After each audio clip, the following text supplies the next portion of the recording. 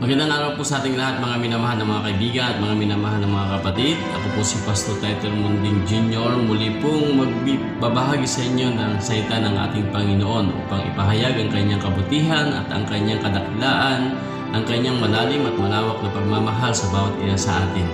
Kaya muli po ay purihin natin ang Panginoon sa ating pag-aaral, sapagkat ang ating pag-aaralan ay may kinalaman po sa isang karanasan muli sa Biblia na bagaman ito ay hindi masyadong kilala, hindi masyadong mababasa sa Biblia sapagkat napakaiksi lamang ang pagkabanggit sa kanya sa Biblia, pero naroon ang presensya ng ating mahal na Panginoon. So napakabuti ng ating Panginoon sapagkat kahit sa ganung bagay lamang o ganung kaikling istorya ng kanyang buhay ay marami tayong mapupulot na aral, at marahil yon ay ating sisilipin, ating pahalagahan ang mga karanasang ito sapagkat narito ang kalooban ng Diyos, narito ang kagalakan ng ating Panginoon, pagpapala sa kabila ng karanasang ito.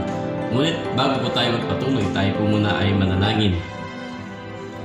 Dakila po namin Diyos, amang banal na ang tahanan ay nasa mga langit. Sa aming pong patuloy na pag-aaral ngayong umaga, ngayong araw na ito, patuloy niyo po kaming gabayan, patnubayan, pagpalain, at ang inyong banal na Espiritu ang patuloy na sumaamin, magbigay sa amin ng karunungang nagmumula sa inyo upang maintindihan at maunawaan po namin ang lawak at lalim ng inyong pagmamahal. At patawarin niyo po kami sa inyong nagawang mga pagkukulang, mga pagkakasala. Salamat po sa pagtanggap po ninyo sa amin. Salamat po sa pagpapatawad na ito. Hinihiling po namin ito hindi dahil sa kami karapat-dapat, kundi alang-alang po na sa dakilang pangalan ng aming tagapagligtas na si Kristo Jesus. Amen. Ang talata po na ating pag-aaralan ay masusumpungan po sa aklat po ng unang Kronika, Kapitulo 4, versikulo 9 hanggang 10. No? Chapter 4, verse 9 to 10. Ganito po ang kanyang pagpapahayag. Ano po? At si Jabez ay bantog sa kanyang mga kapatid at tinawag ng kaniyang ina ang kanyang pangalan na Jabez, na sinasabi sapagkat ipinanganak kong may kahirapan siya.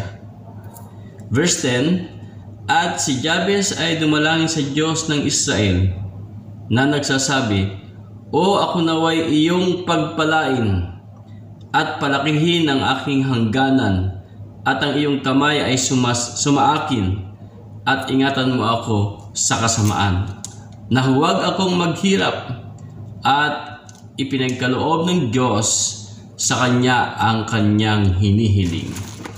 So napakabuti ng ating Panginoon, no?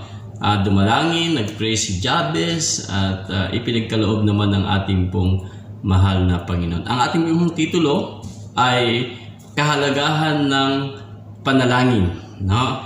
At ang ating pong takbo ng ating pag-aaralan ngayon ay may kinalaman po sa tinatawag nating paano tinugon ng Diyos ang panalangin ni Jabez. Ang pangalan Jabez po ay itinutugma ito ng kanyang ina, o tinawag siya ng kanyang ina bilang Jabez dahil ang kanyang ina ay nahirapan sa panganak sa kanya. So alam niyo po sa panahon ng mga Hudyo noon o ng Israelites, kapag sila ay nanganganak at bibigyan nila ito ng pangalan, itong pangalan ito ay tinutugma nila sa magiging future ng bata. Ano po, katulad ng ating Panginoong Jesus, no? Pinangalanan siyang Jesus sapagkat ililigtas niya ang kanyang bayan. So, isa yan sa mga nagpapatibay o nagpapatunay na napakahalaga ng pangalan sa panahong ito ng Israel. So dito mapapansin po natin na si Jabez ay totoong bantog, at siya ay kilala at siya ay sikat. Mas sikat siya sa kanyang mga kapatid. Yung pang wika ng Biblia sa ating pong pagkabasa. Hindi ito kasikatan sa tinatawag nating pride o kayabangan. Ito'y may kasikatan ng higit na mas mabuti ang kanyang kalagayan kaysa doon sa kanyang mga kapatid.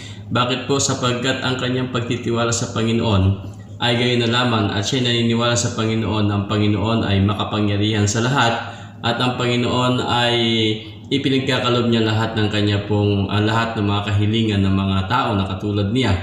At ang Panginoon ay walang imposible, at talagang ipinagkakalob ng Panginoon ayon sa kanyang banal na kalooban. At si Jabez ay napaka bait sapagkat ang pagkakilala sa kanya ay lagi siyang nakikipag-ugnayan sa ating Panginoon. Lagi siyang nagpipray, lagi siyang marahil ay tinutugon ang kanyang pong mga panalangin ayon po sa maikling kasaysayan ng kanyang buhay sa Biblia. So, ito yung kanya pong naging buhay sa harapan ng ating Panginoon, yung mga posibilidad na magagawa ng Panginoon sa kabila ng kanya pong mga kahilingan. So, yan po yung naging buhay ni Jabez. At meron tayong 4 na pag-aaralan ayon po sa ating pong binasa. Unang-una po dito ay sinabi niyang pagpalain mo ako. Ibig sabihin humihiling siya ng blessing. So napakahalaga po. Hindi ho masama sa Panginoon na ang tao ay humiling ng blessing. Kaya nagkaroon lamang ng katiyakan na ang hinihiling ni Jabez na blessing ay hindi lamang yung pang material na bagay, kundi ito ay pang spiritual na bagay. Kaya nga ho siya ay naitanyag bilang isang mabuting tao sapagkat ang kanyang pagtanggap at pangangasiwa sa blessing na hiningi niya sa Panginoon ay tiyak na ayon sa kalooban ng ating Panginoon. So yung material na bagay na hinihiling niya marahil ay hindi lamang doon sa material na bagay siya nakapokus, kundi yung material na bagay ay makakatulong na malaki sa kanyang tinatawag na spiritual na pamumuhay. Kaya dito sa blessing na to, pag-aralan natin ang 4 na sangay ng kanya pong pagkatao at katiyakan na ang kanyang panalangin ay karapat-dapat tugunin ng ating Panginoon ayon sa kasaysayan ng mga patriarka at mga disipulo na ipinakita ng Panginoon kung gaano siya katapat na tinutugon ang mga panalangin nila. Gayon din marahil dito sa karanasan ni Jabez. Pansinin po natin, unang-una po ay yung tinatawag nating good relationship. Ano po ibig sabihin ng good relationship? Si Jabez, mga minamahal na mga kaibigan, mga kapatid, ay nagkaroon ng tinatawag na magandang pakikipag-ugnayan sa Diyos. Ibig sabihin ay anuman ang blessing na dumating sa kanya ay hindi niya nakakalimutan ng ating Panginoong pasalamatan sapagkat napakabuti ng Panginoon sa kanya at hindi siya binibigo marahil sa kanyang mga kahilingan o hindi siya nalulungkot dahil ang kanyang nare-receive ay ayon sa kalooban ng Diyos at ito'y kanyang naiintindihan, naunawaan sapagkat lahat ng kalooban ng Diyos ay hindi niya ikapapahamak kung meron siyang matibay na pakikipagrelasyon at pagkilala sa kanyang tagapagligtas o sa kanyang Panginoong mapagpala sa lahat. So mahalaga po yung tinatawag nating good relationship. Ibig sabihin ay hindi siya mabibiguin ng Panginoon sapagkat alam niya kung ano yung kakayanan ng Panginoon ipagkaloob sa kanya at kung ano rin ang kanyang kakayanan para pangasiwaan yung blessing na binigay sa kanya ng Panginoon. Yan ang kagandahan ng mayroong relasyon sa ating Panginoon. At ang pangalawa sa tinatawag na blessing na to ay isa rin sa pinakamagandang nakita sa kanya na tinatawag nating spiritual blessing, na nagpatibay ng kanyang pananampalataya ay yung tinatawag nating mabuting ugali o maingat na pag-uugali. Ibig sabihin ay maingat ang kanyang mga ginagawa, yung kanyang pag-uugali ay hindi siya marahil ay naghahanap ng higit sa kanyang kakayanan o hindi siya naghahanap ng higit sa Panginoon, kundi ang kanyang hinahanap ay kung saan siya lalago at kung paano niya mamimintin yung kanyang ugali. Sapagkat kapag ang tao, maging sa ating pong mga practical na pamumuhay, kapag tayo ay nakatanggap ng mga blessing, ay magkaminsan ay yung blessing lamang ang ating pinupukusan pero yung attitude natin ay hindi minsan nababago. So yan po ay napakahirap paniwalaan na mayroon tayong Diyos na napakabuti at makapangyarihan sa lahat kapag ang ating mga attitude ay hindi nababago sa mga blessing na ipinagkakalob niya sa atin, sapagkat alam natin at kilala natin ang Panginoon na ang lahat ng mga bagay ito ipinagkakalob niya hindi upang tayo ay mapasama o mapasama ang ating ugali, kundi tayong lahat ay mapabuti sa piling ng ating Panginoong Jesus o Panginoong Diyos na nagkakalob ng lahat ng mga bagay na ito. At marahil isa dito sa mababanggit ko ay yung pag-uugali natin sa ating kapwa ay napakahalaga po yun. Nagpapahayag po yun ng Diyos ay sumasayo, ang Diyos ay mapagpala sa iyo, ang Diyos ay napakabuti sa iyo kapag ang ating ugali ay nahahayag sa kanila na tunay nga ang Diyos natin ay napakabuti. Ito yung tinatawag natin na kaya pala si Jabez ay mas bantog, sikat, kilala kaysa sa kanyang mga kapatid. At ang pangatlo po ay yung tinatawag nating peace of mind. Yan. Kapag tayo nakatanggap ng blessing, marahil ang iba sa atin ay kaliwat kanan ang ating pong mga nakikita, no? At gusto nating mabili o maging mapasa atin kapag tayo ay may mga kakayanan na ito ay mabili. Kumbaga sa atin ay sa karanasan ni Jabez, ano ba? Ay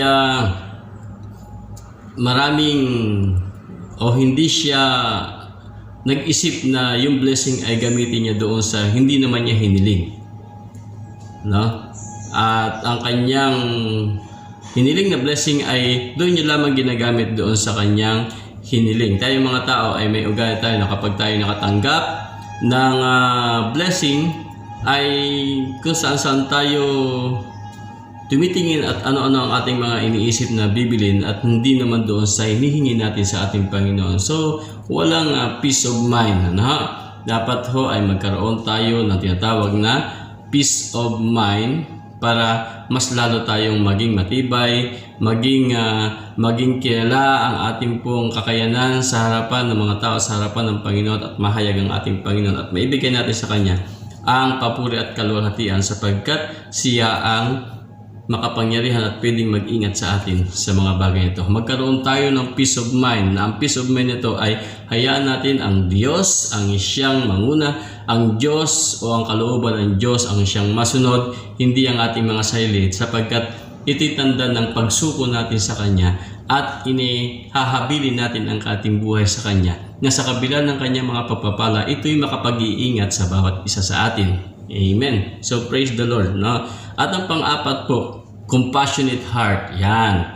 No, kapag tayo ay nakatanggap ng mga blessing, ay hindi lamang ito maging blessing sa atin, kundi maging blessing din po sa iba. So ibig sabihin ay marahil ay magbabahagi tayo ng mga tinanggap nating blessing mula sa Panginoon. Latigit ay una-una ay kilalanin natin ang Panginoon, no? Meron tayong mahabaging puso, meron tayong pusong pagkilala sa nagbigay sa atin. So kailangan mo nating kilalanin ng ating Panginoon kung ano yung pwede naman nating maibalik sa Kanya bilang pagkilala, no? Na talagang Siya ay mabait at mapagpala sa lahat. Gayon din po sa mga kapwa nating mga tao. So kung maaari ay ipagkaloob natin yung blessing na ipinagkaloob sa atin ng ating mahal na Panginoon sapagkat ito ay totoo magpapahayag na ang Diyos ay buhay at ang Diyos ay makapangyarihan sa lahat at walang imposible sa Panginoon sapagkat sa pamamagitan nito ay ginagamit tayo ng Panginoon upang mahayag ang kanyang kabutihan sa pamamagitan natin na pinagkatiwalaan niya ng mga blessing na ito. Ang pangalawang puntos po ay iyong palawakin ang aking hangganan. Ano? Ibig sabihin ay sa panahon kasi niyon ay marahil sasabihin natin sa material na bagay ito'y nasakupan, ano? Ito'y kanyang gagawin, ito'y kanyang pangasiwaan. Ang sabi ni Jabez ay dagdagan mo o palawakin mo ang aking pong hangganan sapagkat ang ibig sabihin nito sa spiritual, no, na kalagayan ay ito'y responsibility. No, gusto ni Jabez na hindi siya manatili doon sa maliit na bagay kundi siya gusto niya pa ng mas malawak na responsibility. Ibig sabihin ay lumalago nadadagdagan yung kanyang responsibility, yung kanyang gawain at ibig sabihin nun lalo siyang sumisigla kapag siya ay nasa Panginoon, kapag siya ay naglilingkod sa Panginoon, kapag siya ay marahil ay sumusunod doon sa kalooban ng ating Panginoon. Kaya hinihiling niya na mas lawakan pa ang kanyang responsibility sapagkat ito marahil ay magpapatibay sa kanya. Gayon din sa ating pong pananampalataya, kung ating pong i-apply, ay makapagpapatibay ng ating pananampalataya ang pagpapalawak ng responsibility sa harapan ng Panginoon. Nang ibig sabihin ay hayaan natin ang ating Panginoon ang siyang gagawa sapagkat kapag ang Panginoon ang gumawa sa ating buhay ay mas higit pa sa ating kakayanan at makikita natin ang kanyang kabutihan. At ang pagpapalawak nito ay hindi dahil sa gusto lamang niya ni Jabez kundi ang pagpapalawak ng responsibility ito ay mayroong kaakibat na pagtitiwala sa ating Panginoon.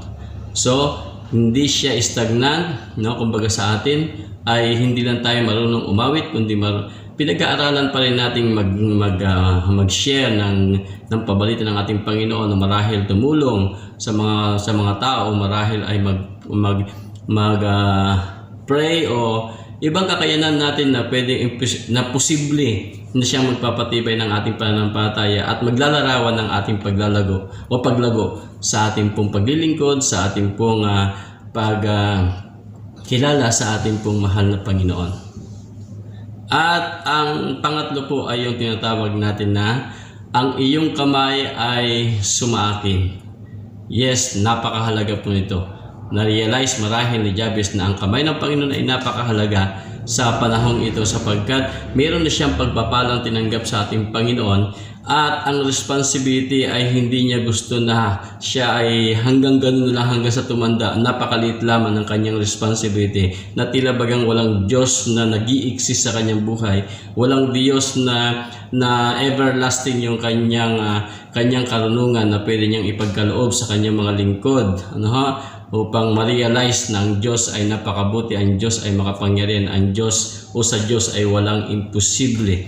Kaya sa puntong ito ay kailangan ni Jabez ng kamay ng Panginoon upang siya ay mai-guide sa kanyang mga pangangasiwa sa mga kahilingang ito. Hindi mismo siya ang mangangasiwa kundi kailangan niya rin ng patnubay at gabay ng ating Panginoon sa pangangasiwang ito sapagkat ito'y napakahalaga at talagang sumasampalataya siya na kapag ang Diyos ang nanguna, ang lahat ay magiging matagumpay at siya ay magiging masaya at ang Diyos niya ay magiging masaya sapagkat hindi niya binibitawan o marahil hindi siya nagpapabitaw sa Panginoon.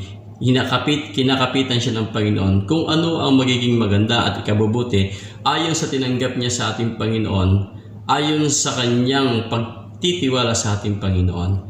Ganyan po napakabuti ng ating mahal na Panginoon na binigay niya ang magandang halimbawa sa buhay ni Jabez upang ating pong lakaran, upang tayo'y magalak at makita at masaksihan natin ang kanyang kadakilaan. At ang panghuli ay yung tinatawag nating ilayo mo ako sa masama o ingatan mo ako sa masama. Alam niyo po ba, sa karanasan po ni Jabez ay marahil ay pwedeng magpasama sa kanya ang blessing ng Panginoon. Marahil ay pwedeng magpakitid ng kanyang responsibility ang blessing ng Panginoon. Marahil ay kahit nahawak-hawak tayo ng ating Panginoon o ginagabayan tayo ng Panginoon ay pwede pa rin tayong masama. Kaya sa pang-apat na punto, tinitiyak ni Jabez na hindi siya mapapasama sapagkat posible na maging masama siya sa mga tatlong puntong ito ng kanya pong pagtitiwala at pagkilala sa ating Panginoon kapag hindi niya ito napangasiwaan. Kaya nga sabi niya, tinitiyak niya na sa pamamagitan nito ay mailayo siya ng Panginoon sa kasamaan. At papansinin po natin, kapag tayo po ay nagkaroon ng blessing at napangasiwaan po natin o napangasiwaan ng bawat isa sa atin, ang blessing na ipinagkaloob sa atin na katulad ng ipinagkaloob kay Jabez ay mailalayo tayo ng ating Panginoon sa kasamaan. At ang apat na puntos po ay yung sinasabi ni Jabez na ingatan mo ako sa masama. Ito ay isa sa pinakamahalagang bagay, itong pang-apat na puntos o kahilingan ni Jabez sa ating Panginoon. Bakit po? Kasi ang blessing po kapag hindi po natin napangasiwaan ito at hindi po natin nakita yung mataas na antas ng paggamit ng blessing, yung tinatawag nating spiritualidad, yung ating pong tinatawag na compassionate heart, peace of mind, yung ating pag-iingat sa ating pong mga pag-uugali at yung ating pakikipagrelasyon sa ating Panginoon. Kapag hindi po natin ito napangasiwaan at hindi po natin ito naunawa ang mabuti, marahil ito yung ating pong ikakasasama. At gayon din po yung tinatawag natin pagpapalawak ng responsibility. Napakarami ngayon ang gusto lagi ay nasa posisyon, gusto lagi ay siya ang boss, siya ang leader at napapalawak niya ang kanyang responsibility. Ngunit ang problema ho ay minsan ay napapasama. Kaya isabi ni Jabez ng panalangin niya ay ingatan mo ako sa masama. At ang pangatlo ay marahil kapag kahit kapit-kapit tayo ng ating Panginoon, ang ating mga kamay, at siya ang nag-guide sa atin, pwede pa rin ho tayong mapasama. Kung kaya nga ho, kaya tayo maingatan ng ating Panginoon sa kasamaang ito, ay ating pong i-take ang mga blessing nito na magbibigay luwalhati sa Panginoon at magagamit natin sa iba't ibang klase ng paglilingkod sa pagpapalago ng ating pong pananampalataya, ng ating pong espiritualidad at pagpapalawak ng ating mga responsibility na mayroong basbas ng ating Panginoon, na siya mismo ang nangunguna, na punong-puno tayo ng karunungan na nagmumula sa Kanya, punong-puno tayo ng katwiran na nagmumula sa Kanya upang tayo maingatang lubos, upang hindi tayo mapasama. At sa pamamagitan ng paghawak ng Panginoon at pagtatalaga sa Kanya na siya ang dapat o kailangang manguna sa mga blessing na to, tayo ay magsasaksi lamang ng Kanyang mga gagawin tungkol sa ipinagkaloob niya sa atin. At ating mga saksiyan, ito yung ating maging kagalakan marahil tayo ay kasama ng ating Panginoon na pangasiwaan ito upang mabuhay tayong sagana, mayroon tayong kapayapaan sa buhay, at ang ating kabuhayan ay magiging sikat sa kabutihan, at tayo ay mayroong tinatawag na pagiging matulungin sa ating kapwa, at hindi natin pababayaan silang mapahamak katulad ng ginagawa sa atin ng Panginoon. So itong tatlong ito ay nagsasabi na kung paano tayo maingatan ng ating Panginoon sa masama, no? Katulad ng panalangin ni Jabez, maingatan sa masama kung tayo po ay isusuko natin ang ating pong buhay sa ating Panginoon, at tayo ay magiging saksi sa Kanyang mga dakilang gawa sa pamamagitan ng ating mga panalangin o pagtugon ng Diyos sa ating pong mga panalangin. Ano po? So sana ang ating mga panalangin ay hindi makasama sa atin, at ang ating mga panalangin ay mahayag ang ating Panginoong Diyos, ang Kanyang kaluwalhatian, ang Kanyang kabutihan at ang Kanyang kapangyarihan na hindi kailanman ay kayang pagdudahan, sapagkat ang lahat ng Kanyang mga ipinagkaloob sa atin, ang lahat ng Kanya pong magagawa ay posible sa lahat ng bagay, basta ito'y kalooban na makakabuti sa atin. At huwag na lamang nating baguhin yung pagkakilala natin sa Kanya pag tayo ay nakatanggap na po ng blessing.